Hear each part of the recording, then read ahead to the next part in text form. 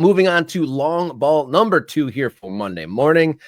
We got news that Steve Cherundolo will be leaving Los Angeles Football Club.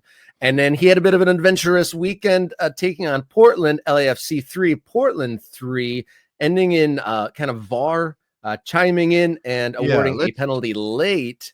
There's more to the story, though. Let's address the Cherundolo announcement from Friday first. So Steve Cherundolo is going to leave LAFC at the end of the season. This, if you kind of know who Steve is, and you kind of know, I don't mean personally, but just like his background, his history, where he comes from, where he went and spent 25 years or whatever it was, this is not like, mind-blowingly surprising. This is not, oh my God, I can't believe this is happening. If you kind of think it through, you go, oh, okay, I kind of understand, because Steve Cherundolo came to Major League Soccer to get his coaching career off the ground after having been an assistant in Germany. But I think everyone knew when he arrived first at Las Vegas and then took the LAFC job when Bob Bradley left, that he was going back to Germany, and probably sooner rather than later. Now, there was some talk about Dolo being a candidate for the U.S. men's national team job post Greg Berhalter. That obviously didn't happen. And once that didn't happen, the clock was ticking. And maybe Cherundolo didn't want that job. Maybe he didn't think he was ready for that job, which I think is a fair thing. But once that didn't happen, it was always, when will he go back to Germany? Now, what I'm curious about is the timing. You're doing this third week of April, right? We've got a long way to go before the MLS season is over. Right? And LAFC is expected to be in the playoffs and fighting for a championship all the way down to the end, which could take their season into December. So is Steve Cherundolo making this announcement? Is the team making this announcement now for any other reason than they just don't want their fans to not know? What is the motive here? Because he could play out the season and then say, that's it for me, I'm off. And in the background, the club could be executing a search for his replacement. Now, maybe it would leak out or something. Maybe they wanted to control a narrative. And maybe there was a story about to drop, Rob, that was going to blow up their spot on this.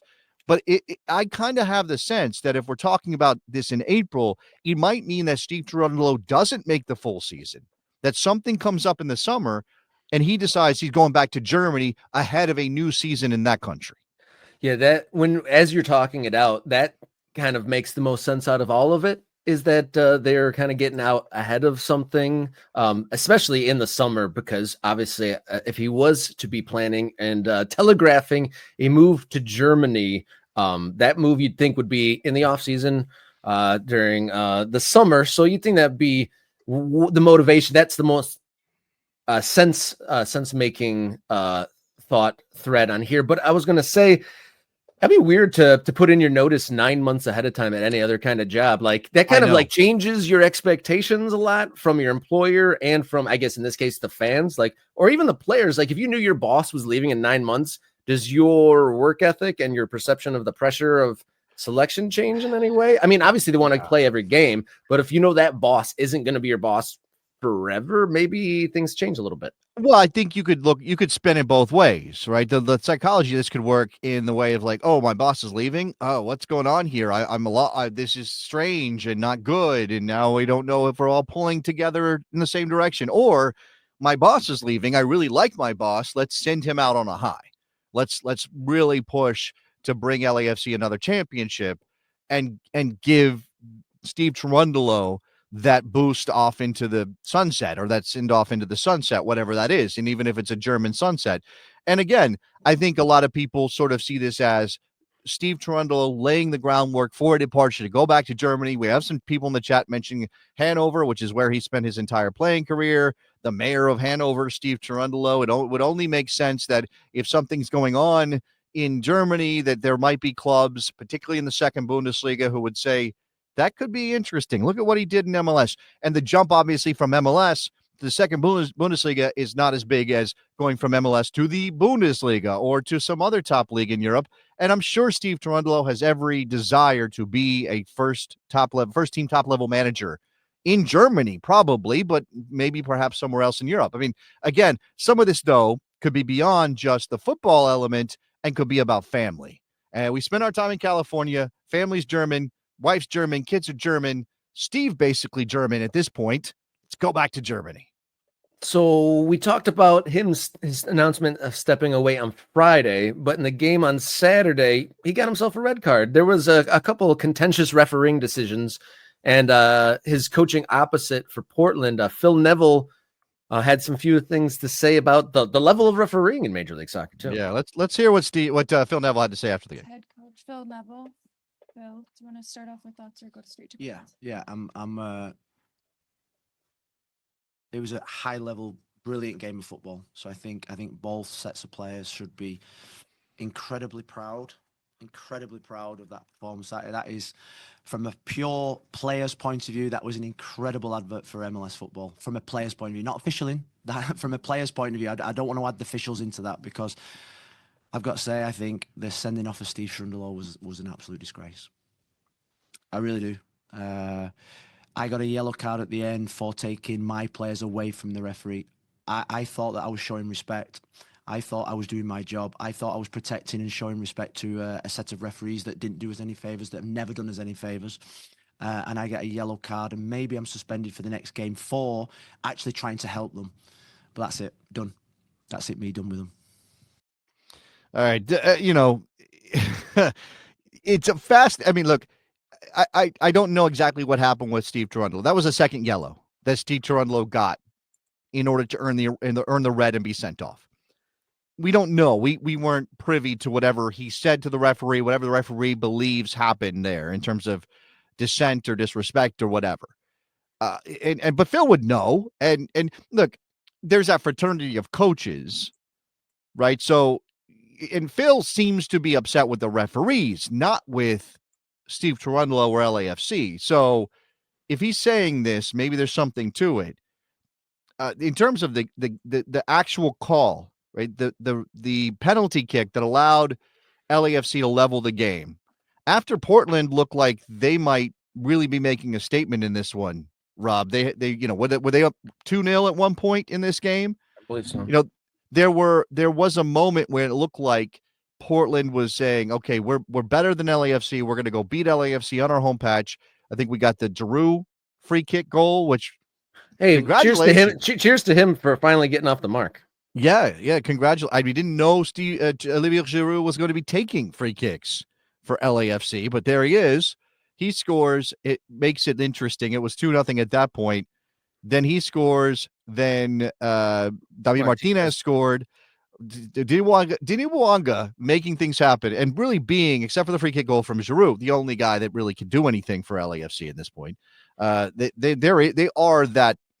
They are pretty one-dimensional, as Father Time says. Mwanga or bust. It does seem to be mostly that at this point.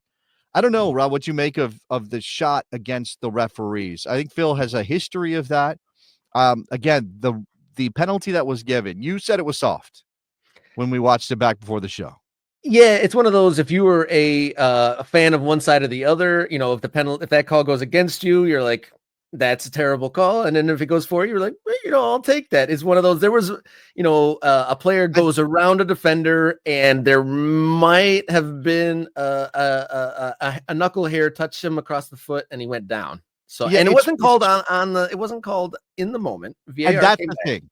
That's the thing, right? So, and those of us who are in the anti-VAR brigade, and I am captain of the anti-VAR brigade. All right, I got a little hat. I got a little, I don't know, one of those things that the guys who lead the band. What are those people called? What are they called? The guys. The band leader. In high school, they would like twirl the batons and stuff. What are they? I don't know. Color guard. Color guard. Okay, yeah, whatever. Color guard, something like that. Drum major. Thank you. Actually, Jenny that's even better. Drum major. I'm a drum major for the anti-VAR brigade. Okay, and that's the issue. If it's not given in the moment. And look, again, Phil Neville has an issue with the referee, period. And maybe you don't trust the referee to make that call in the moment. Maybe MLS referees are terrible and we should never trust them at all. And we got to come around and re-referee everything. But that particular call in the moment, if that's not given, leave it. Leave it. There's no reason a minute and a half later or whatever it was after the ball moves out of the Portland box for VAR to tell the referee, hey, now go over there and look at it. And then give a penalty on what comes down to a judgment call that is not, is that clear and obvious to you? Does that look clear and obvious to you that should have been a penalty? That's the re-refereeing right there, in my opinion. That's re-refereeing. Like the referee saw it was in the box, and then the eye in the sky came back and told the referee how to do his job. I wouldn't say that was some glaring error that, that there would have been a stain on the game if it wasn't called by any means. Right, exactly. And to me, if you're going to do this thing where you're going to break up the rhythm of the game, if you're going to do this thing where you re-referee, which is in the head of every referee in any place that uses VAR, if you're going to do it, make sure you're making it worth it. That we're really correcting clear and obvious errors. That we're not going back and going, oh, was it Diego Chara? Did Diego Chara, did he nick Dini Bouanga's toe? And Dini Bouanga is absolutely one who will go over at the slightest hint of any contact. And he sat on the ground with his arms in the air after that for about, a minute? He's just sitting there, arms in the air going, that's a penalty. And again, but why? Oh, I'm frustrated. Again, I'm frustrated. I understand. For me, it's not about like justice, because I don't think that there can be in that situation and in so many situations in our game. I don't think the word justice applies.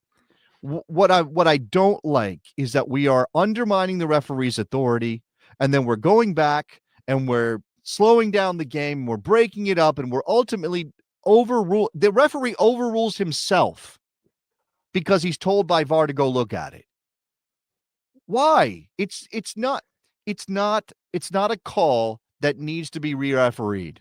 Because if you call that a penalty, I'd be like, okay, yeah, maybe that's a penalty in the moment. You saw it as a penalty, full speed, maybe it's a penalty. You don't call it a penalty because the contact is so slight and Bouanga goes down so easily. Get up. It's not a penalty. Play on. And that's also a justifiable call, and we don't need to do this. After that 3-3 draw, Portland ends the weekend in 4th, and LAFC down in 7th.